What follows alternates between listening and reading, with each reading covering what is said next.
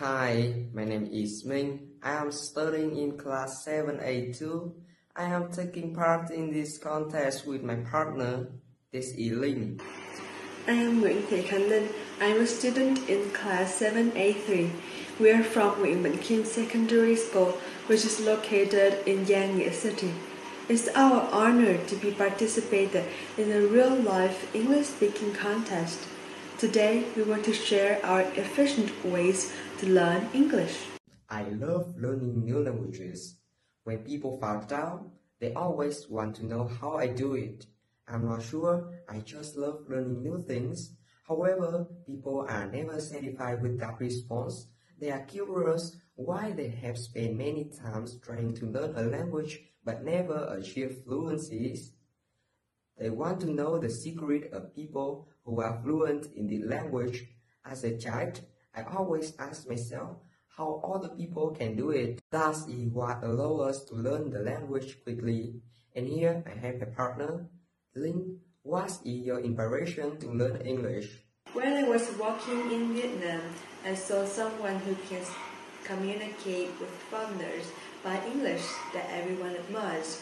I also benefit from that and inspired to become someone who can speak English fluently. But I realized that it reflected the low level of English in Vietnam. Not many people know English, so they were surprised by the new language. Look at the Philippines, for example. It's normal for someone who speaks English because their English is so good, it's not surprising. On the other hand, by relying on being good at English, Filipinos can teach English to other countries to earn extra money. From the above examples, we can see the advantages of learning English. So the message I want to say here is that let's improve our language level, not only for the school grades, but also for the country can develop more. That's right, that's the reason we joined this contest. And now we're talking about how to do that. So, what's your secret to learning English effectively? Please share with everyone. Actually, I have no secret at all. I just find it really important to find joy in learning a language. But that joy only is not enough.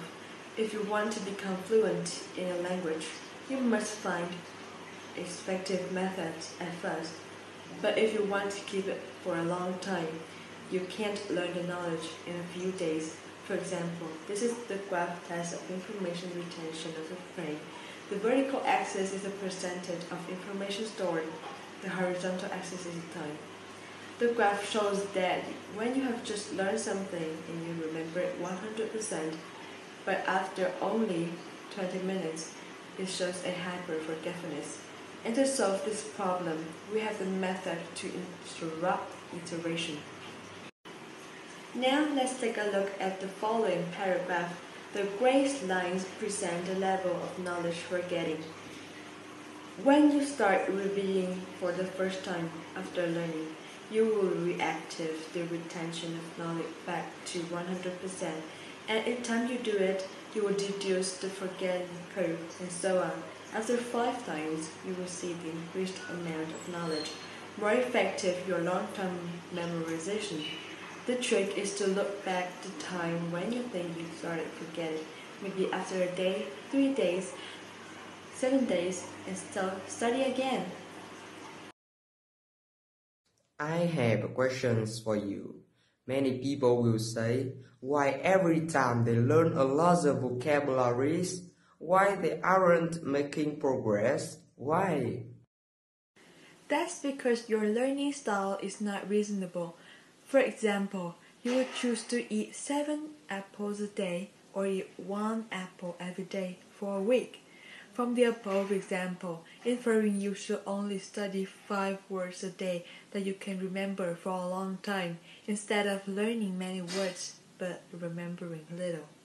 On the other hand, you need to learn how to use those words in communication in order to use them more fluently.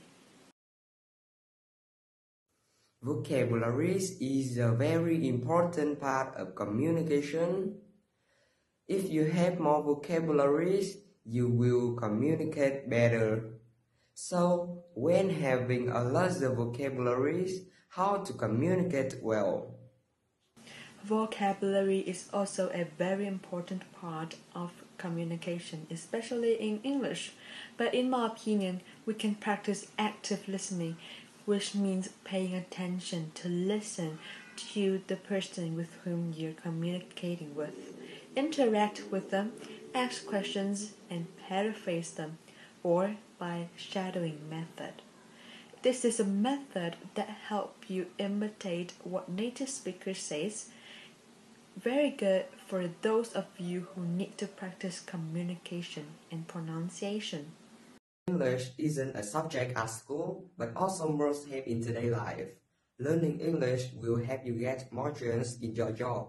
In the future, when you got a job, there will be the situation you have to use English. Maybe not much, but very important and decisive moment. That is the end of our presentation. The last message I want to send to you is that let's learn English or any foreign languages, and you will have whatever you want in the future. Thank you for paying attention and goodbye. Goodbye.